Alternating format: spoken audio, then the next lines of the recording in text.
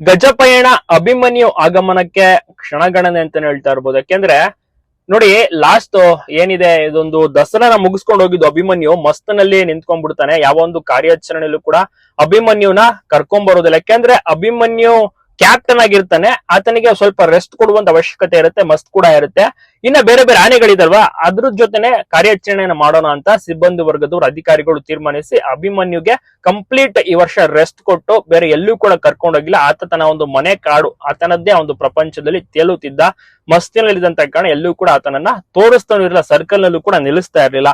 ಈಗ ಮಸ್ತ್ ಸ್ವಲ್ಪವೇ ಕಡಿಮೆ ಮಾಡ್ತಿರ್ ಕೊನೆ ಅಂತ ಇನ್ನೇನಿದ್ರು 95% ಮಸ್ತ್ ಇಳಿದಾಗಿ ಇನ್ನೊಂದು 5% ಮಸ್ತ್, ಅದನ್ನು ಕೂಡ ಕಡಿಮೆ ಮಾಡಿ ಇನ್ನ ಒಂದು 10-15 ದಿವಸ ಬಾಕಿ ಇದೆಯಲ್ಲ, ಅಷ್ಟೊತ್ತಿಗೆ ಕಂಪ್ಲೀಟ್ ಆಗಿ ರೆಡಿಯಾಗಿ ಗಜಪಯಣಕ್ಕೆ ಕರ್ಕೊಂಡ್ ಬರ್ತಾರೆ.